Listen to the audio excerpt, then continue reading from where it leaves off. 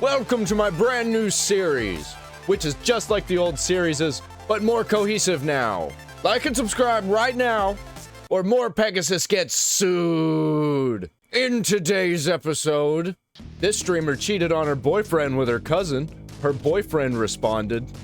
Nux had a chit-chat with Roseanne Barr. They talked about Hassan Piker and the Jews. Hassan Piker is being called out for not ever reading a book before, apparently. He probably can't even actually read. Charlie decided to get involved in the Hassan Orbiters and Ethan Klein lawsuit drama. Asmongold responded, disagreeing with Charlie. An update! In the More Pegasus Legendary Series lawsuit situation with Hassan Piker. And much, much more! Let's get into the video! First up is streamer Kenneth and the cousin fucker. My fucking girlfriend cheated on me with her cousin.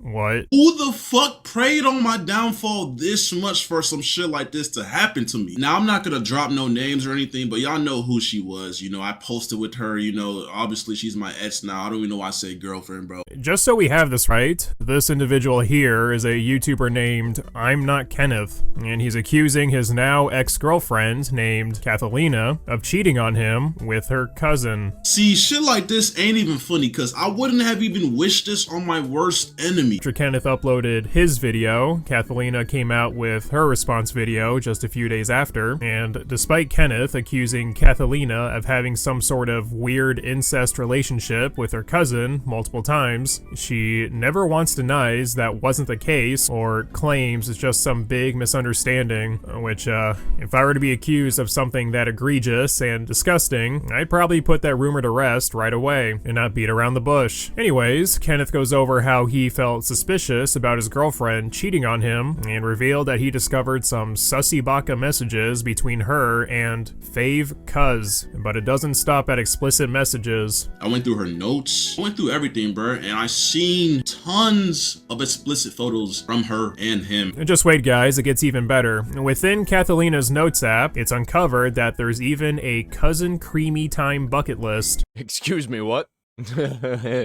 Excuse me, what? No, yeah, guys, it's completely normal. Doesn't everybody keep a list of everything they want to do with their cousin? No, you're all just lying. Where Catalina lists all the things she wants to do with her cousin. Like I said, after Kenneth shared these allegations online, Bonnie Black decided to upload her truth of the allegations. Anytime you hear, my truth, you know it's about to be a complete disaster. And I say we take a look at this response video and see if she has a good excuse for making something like this with her cousin. Alright, let's start. Hello everyone, I am here to say my truth and share my story. Oh yeah. First and foremost, I want to start off by taking full accountability for what I did. I want to start off by apologizing to the person that I hurt the most in this situation, which was my ex.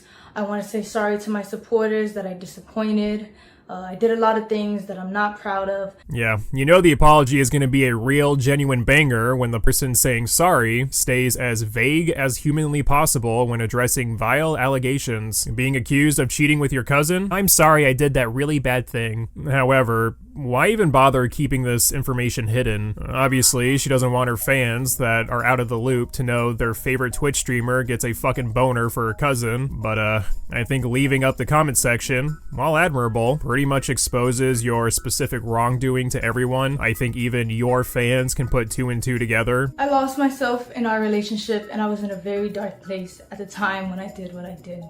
Yes. Can't forget the classic, I was just in a really dark place. I mean, I guess I could relate to her situation. Whenever I'm depressed, the first thing I do is send nudes to a relative, show my dad a little bit of cleavage, or maybe my booty crack. Anyways, Cersei Lannister shares that while she isn't innocent, there are a few misconceptions being spread around online that she believes is wrongfully tarnishing her name. I did not have any sexual intercourse with anybody outside of my relationship. There was a rumor going around that I was cheating my entire relationship and I've been doing this for months, which is completely false because this is only a recent incident that had occurred. Oh, so you only doinked your cousin just one time. I was just hitting puberty.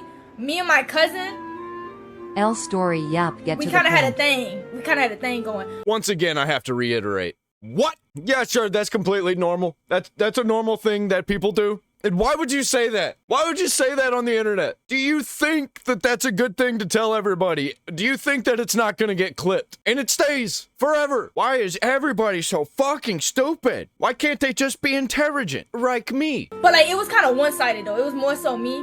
But like, I remember like, I had a big crush on this because we were best friends. And at the time, being best friends with a guy when I'm just hitting puberty and like my hormones are a little bit like peaking, you know what I'm saying?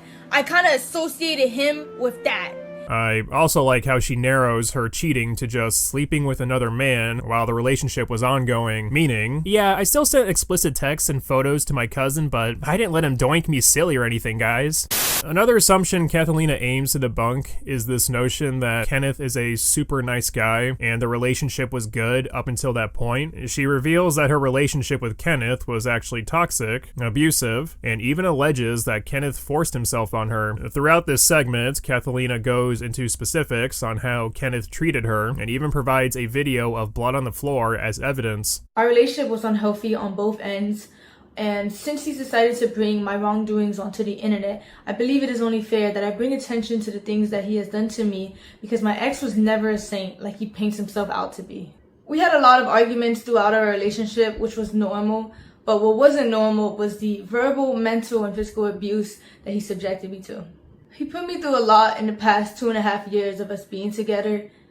He even forced himself on me at one point. Luckily, I was able to take video footage of the blood on the scene and a graphic photo of the damage that resulted.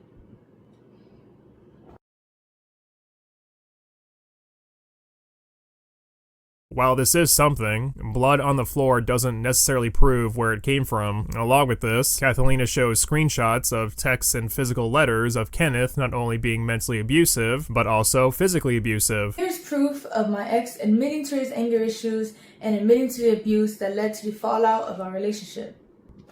I still have the letters that he wrote for me where he confessed to his abuse and confessed to the wrongdoings that he put me through in our relationship. However, after reading through all of the written evidence multiple times, I did not find one sentence that indicated there was any physical abuse involved. Even in the letter that Kenneth wrote where he admits to all of his wrongdoings, what's included is raising his voice, acting erratically, and mentally abusing her. He also admits to having anger issues that play into his behavior, but again, nothing physical. Now, after Kenneth was accused of abusing his ex-girlfriend and forcing himself on her, he then responds to the allegations with a second video. When covering the segment in regards to the blood on the floor, Kenneth argues it wasn't a result from him being too rough, but Catalina wanting to have sex despite being on her period. Okay.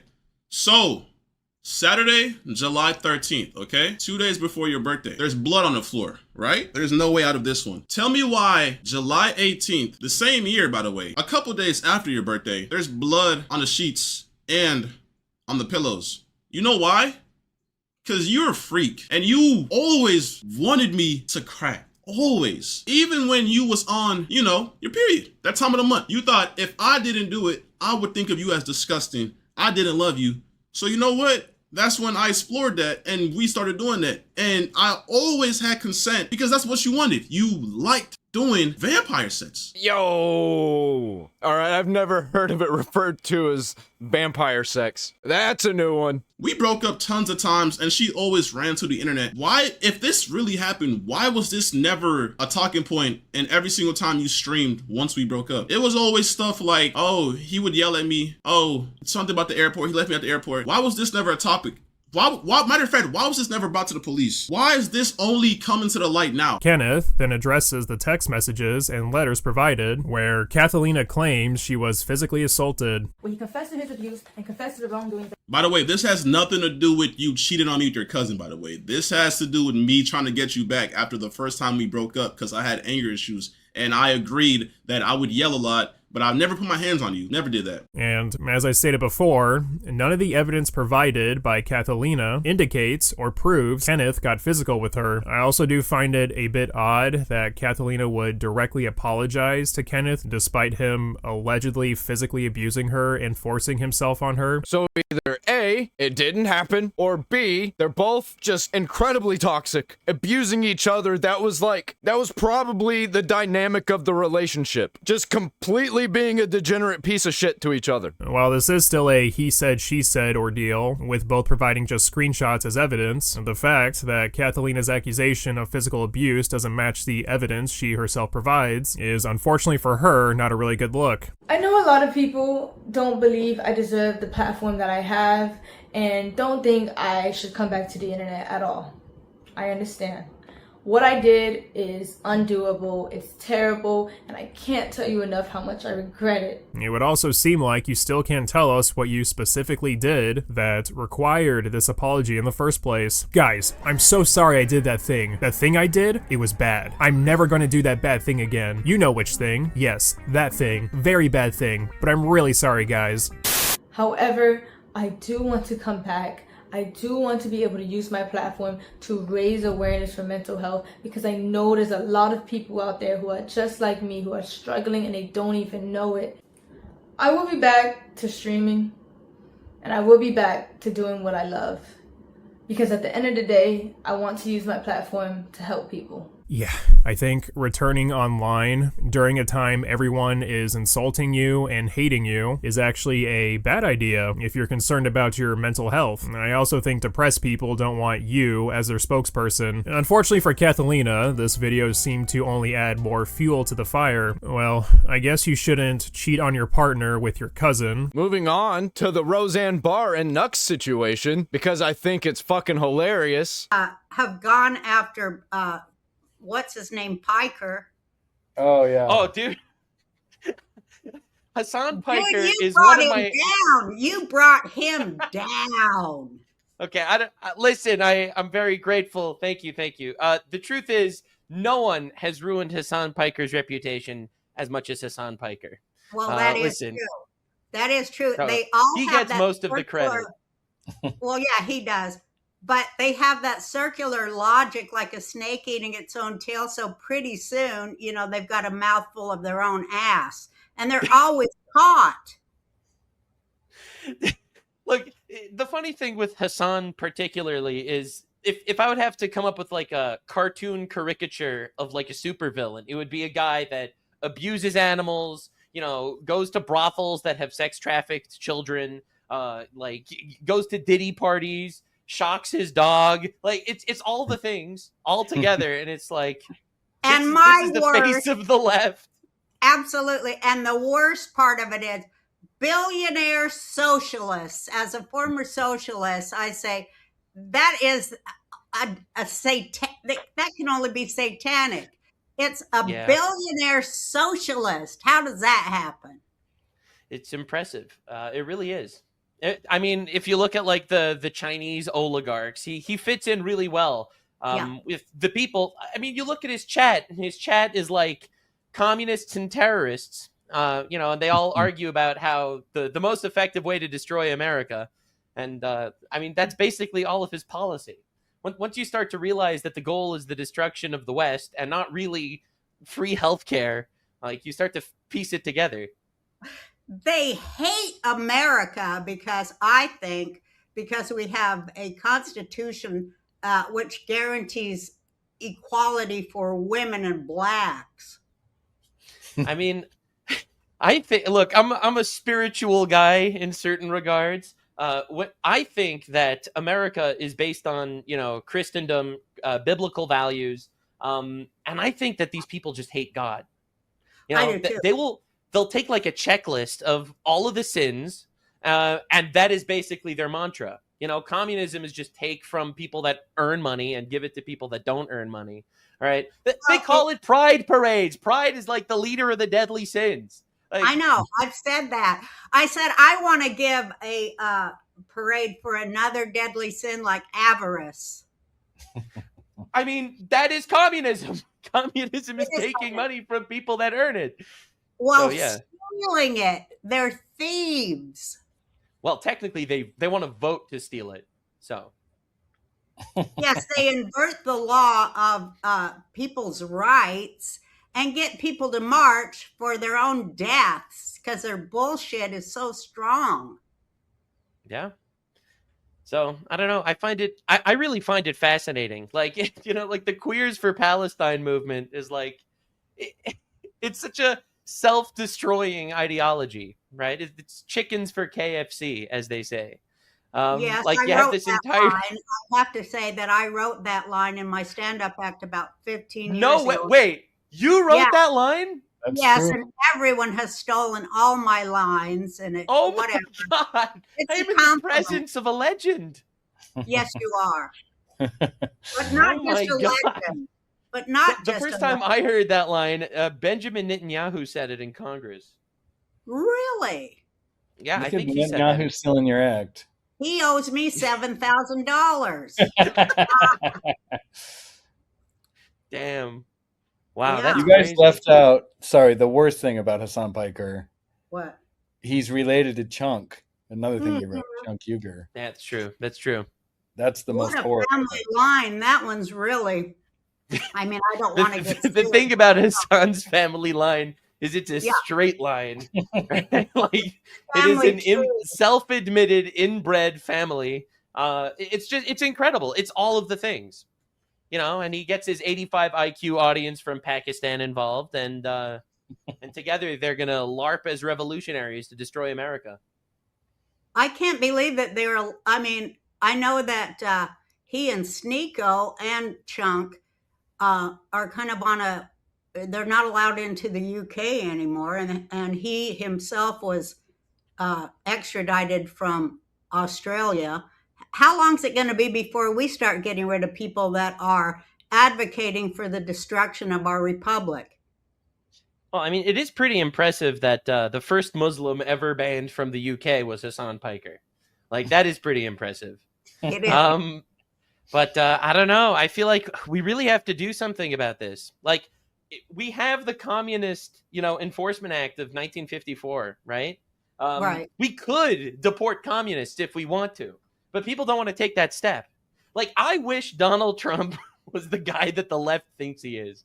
Oh my God, he's a fascist. He's taking away our rights. He's making concentration camps for illegal aliens. And I'm like, yes. But no, he does. I know. Unfortunately, I know, and I love that you say, good, we should kill terrorists. Are you kidding? Of course Yeah. we should kill people that want to purposely target civilians. Based in true, I agree with everything that was said here, and I love the energy. This is just what you get when you're a dog shucker. I love Roseanne Barr so much, man. She's kind of crazy, but she seems like she could be my aunt, that I go hang out with whenever I go on vacation somewhere, and we just get drunk and smoke cigarettes around the kitchen table for a whole week. That sounds like the life, man. And we just talk about the Jews. Moving on to Hassan Piker getting called out for apparently never reading a book before, even though he definitely pretended to. Did you read a lot of books when you were growing up? I read a decent amount. I don't really read as much anymore, but I did when I was growing up. Any books stick out in your head as memorable ones? Oh no. I don't know. I have no like immediate books that come to mind. Oh, I'm also no. terrible at recall in general. If you ask me about any songs, for example, I can never tell you any of the lyrics. Or if you ask me about like what my favorite movie is, I have a very hard time pulling from my brain. Maybe it's because it's packed with ridiculous pieces of information about like American politics or American history or just world history in general. Give us a ridiculous piece of information. Okay, see, you're putting me on the spot. I'm gonna give you a ridiculous piece of information. Oh no. Let me think. I'm also very jet lagged right now. Here's what I don't get, and I actually don't understand this. He has a is it a communications degree or whatever, or a political science degree? Poli-sci. Like, couldn't you just name like a book that you read, like in class? Like if you had nothing I would pay so much money for somebody to ask him questions about this book. I'm one of the very few people on the internet that quite literally does have the proper accreditation for it. I literally went to college for this and got a degree for this specifically. This is my double major, okay? I double major graduated with poli-sci and comms degrees. I literally went to college. I'm smarter than all of you guys. All you need to go to college is money, and all you need to pass is just the bare minimum. Imagine thinking that just going to college makes you accredited. Bro, it's your attitude and everything else you say that adds to the accreditation. And you support terrorism! So you're holding the autobiography of Malcolm X along with Alex Haley. I don't know how far you are into the book, but what's your biggest takeaway so far?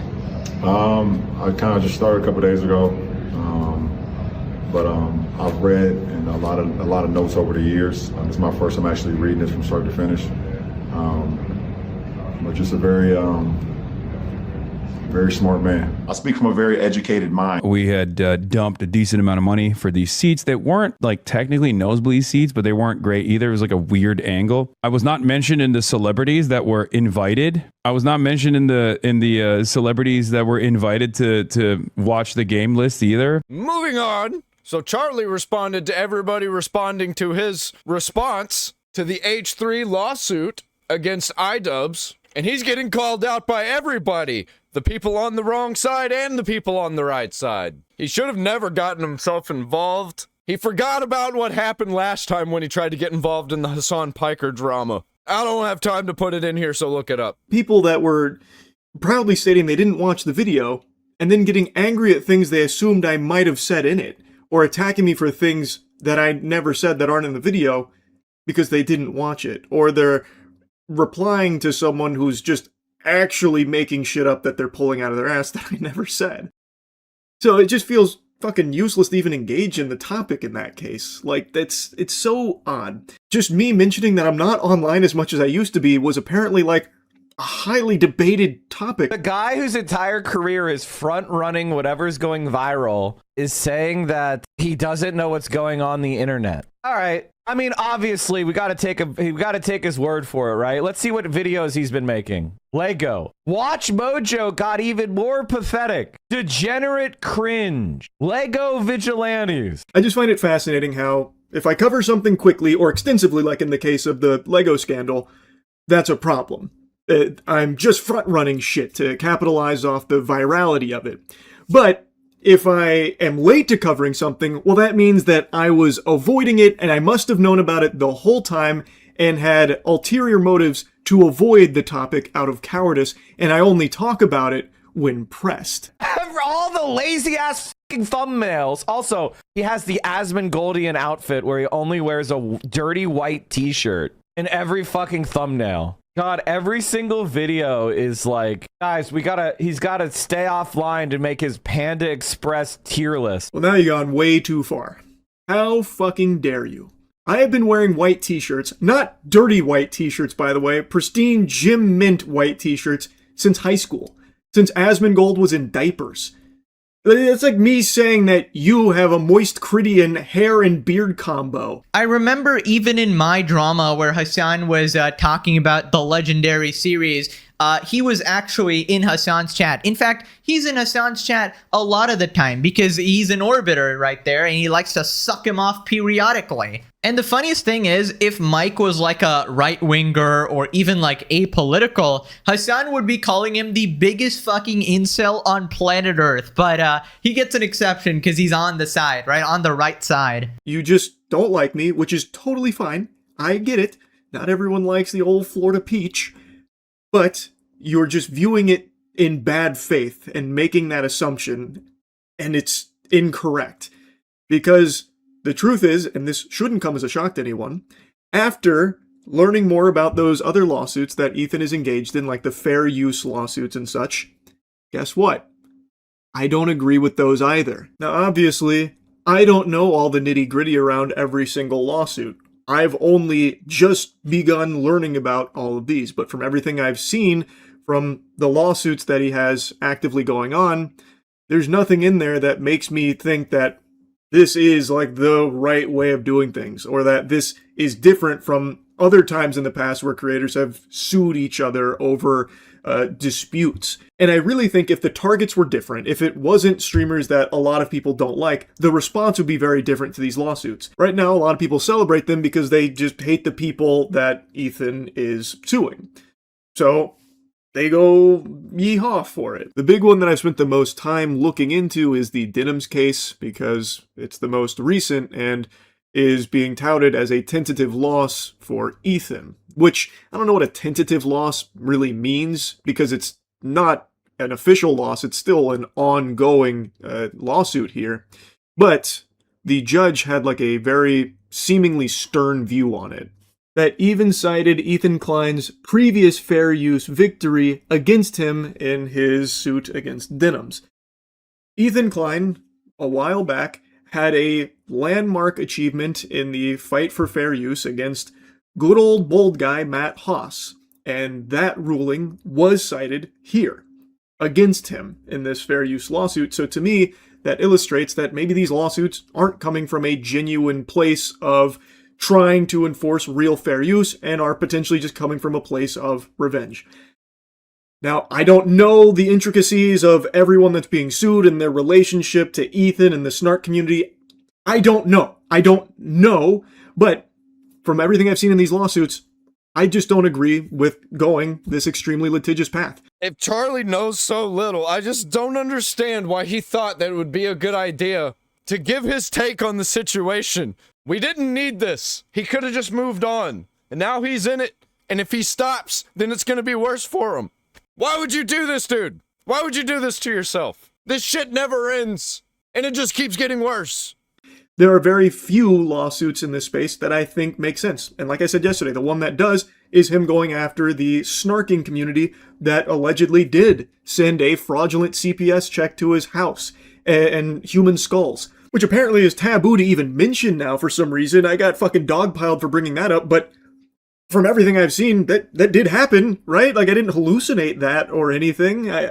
No, you're hallucinating. Hassan said there's no evidence. There's no forensic proof. He hasn't examined the bodies, right? It didn't happen, actually. He doesn't know the veracity of these claims. Ethan is obviously hallucinating all harassment. He's hallucinating all anti-Semitism as well. I just find it so perfect that Charlie tried to come into this with a good faith sort of attempt, trying to dip his toes into the drama, giving both sides charitability, and instantly gets his fucking leg bitten off by these piranha fucks, right? And this is why I genuinely recommend, like, my advice is to just live a peaceful life. Like, don't even bother with these people. These people literally want me executed for making YouTube videos, all right? You genuinely just don't want these psychos after you. He spoke with Ethan Klein, but not iDubbbz. Pathetic. Like Maximilian Pegasus here. Pathetic, Yugi. If only they watched the video. Because I didn't just speak to Ethan Klein, I also spoke with iDubbbz. And it's right there in the very beginning of the video. Like, it's early in the video. But I just love his, like, innocent naiveness, right? Charlie coming into this, trying to be reasonable, trying to be fair. That shit went out the window like 300 episodes ago. The more you engage with their communities, you start to realize they are truly unredeemable trash. More links from the Snark Discord. Wanna help me find Bruce Klein's preschool? Wood chipper. Find him. Wood chipper. Like, what are we even dealing with here, honestly? This is why I fully support him in bankrupting these people for generations. Imagine posting about tracking down someone's kids and still believing you're one of the good guys. Dude, these people literally post about beating his kids and having them swing from an oak tree or something. I am currently working on finding his address. I've got the situation handled. H3 haters will claim Ethan is the worst person alive. Meanwhile, they do weird shit like daydream about marrying his 6-year-old and becoming part of his family. Ethan Klein's son will coincidentally meet me when he's 18. Ethan's son Bruce is showing early signs of being gay at school. When he's 18, we will conveniently bump into each other at Ralph's grocery. I will make him fall in love with me. Gay little Bruce will be hooked at that moment. We will marry. I mean, what the actual fuck? Ian starts by saying, I don't believe it. He also hedges it by saying, but I also think it's a heavy accusation. It's worth reacting to. Now, if he didn't believe it and it was outrageous, why would I need to respond to it? Also, if you, I mean, it's a stream, a live stream, people click in and out all the time. If you're joining after he said that, you don't know that he doesn't agree with it. Is there a disavow message on screen the whole time with the message? No. And that's another great point, is that he says, I don't believe it. That's about 3 seconds That's of a 3 2-hour seconds. broadcast. The vast majority of times you'll see this reposted to Reddit, to YouTube, to Twitter, to TikTok, wherever it is, you are not going to see Ian saying that he doesn't believe it. You're going to see him basically making a mockery and putting forth this heinous accusation with zero context. And I think he was super fair. He listened to me. He put my statement on screen. He read it, which he didn't have to do. He could have just put it there. And so I thought he was as thoughtful as he could be, given, you know, the context that he has. It's a lot. It's going to take me a lot to explain all this shit. Now, I would ask anyone to imagine if those same people that got to Charlie after one day spent 3 years relentlessly trying to ruin everything about you, your whole life, and saying shit like, you kill babies, you molest your own children, your children are eating dog shit off the floor, you're sending human skulls. I mean, and also messing with my extended family, my employees. Like, this has been 3 years of this stuff nonstop, man. Anybody that just comes close to us in any sort of relationship, work-wise, life, anything. Denham's decided that she was gonna weigh in because of course she did. She is projecting so hard on Charlie. I gotta say something. I'm impressed, genuinely, by the dedication to attempting to both sides. I'm genuinely impressed. I'm not joking. I'm impressed by that dedication. Because the problem with someone like Ethan Klein is that you can't both sides him. He's going to get offended unless you're 100% on his side. I would also argue people on the left are sometimes pretty hard to please. I would know I'm on the left. Time to do it. Yeah, this statement is just hilarious. Right after we watched Ethan say that he's actually okay with Charlie disagreeing with him, and he thought he was actually being pretty fair. Asmongold decided he was also gonna weigh in, because of course he did. But at least he's right about it. I completely agree with him. Asmon says he completely agrees with Ethan's lawsuit, pushes back on Moist Critical's video. Because there's always been like an unwritten rule on the internet, not just YouTube, where if there's beef online, it stays online. And if there's beef on, like, calling somebody a pedophile who molests their own children isn't beef. I think that is not beef at all. That is a crazy, insane, ridiculous, deranged, fucked up, totally out of pocket thing to say about somebody. That is totally different. Like, I agree with him, but I think that there is a line that you do not cross, and they repeatedly crossed that line with Ethan, and they did that because they dehumanized Ethan, because they used, I think, his ethnicity and his, apparently, like, his indirect affiliation with Israel as a justification for why it's okay for them to dehumanize, and completely tried to destroy his life methodically. And they did try to do that. They tried to attack his sponsors. They tried to get him banned. They tried to get his children taken away. They tried to, do all kinds of other things too. They harassed him. And this is only the stuff that Ethan made public.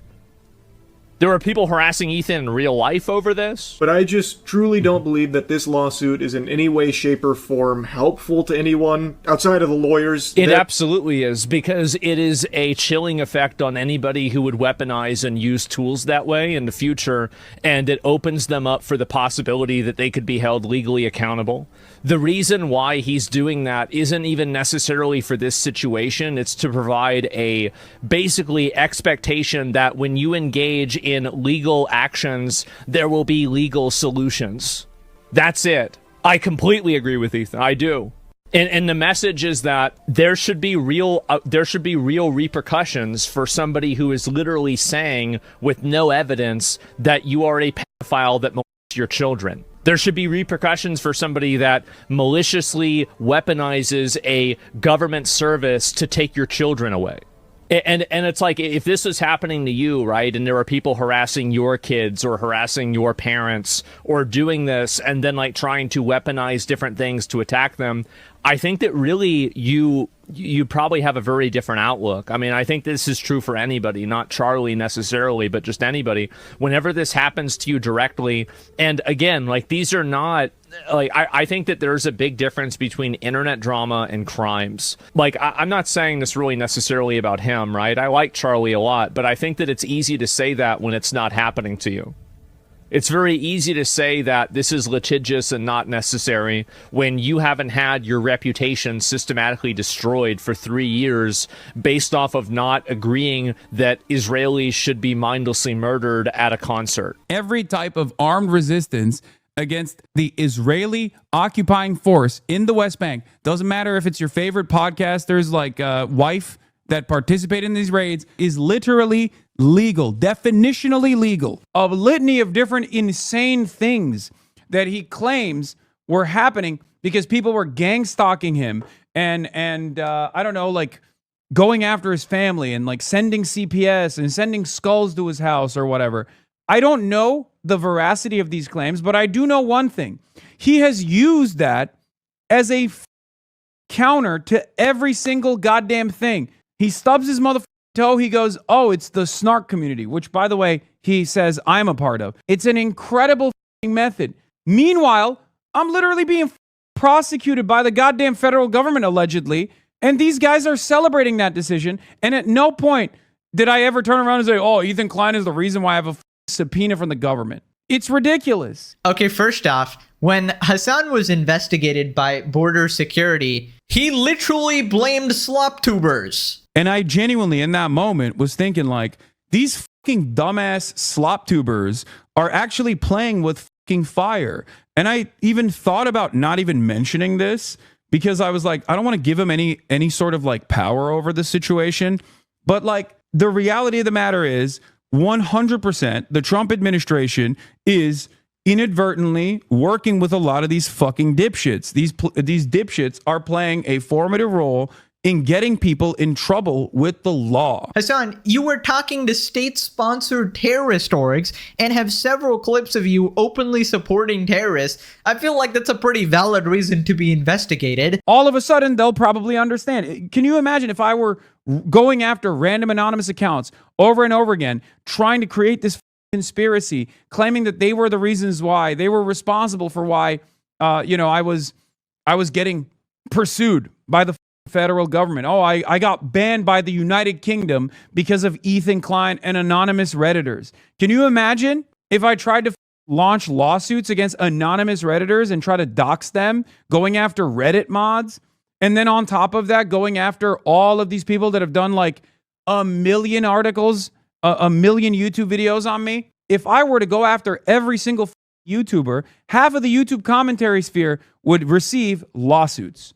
And then they would be reminded of how up and ridiculous this is. Anyway, so then he starts backtracking hard. He says the lawsuit against me was actually a joke. It was all a joke. It was all a classic gag from the illustrious comedian Hassan Piker. Because then they would make videos about how silly it is to go after people, to go after people that are critical of you, that are holding you accountable. I mean, I've jokingly referenced suing more Pegasus, and every single one of these people that had made YouTube videos about,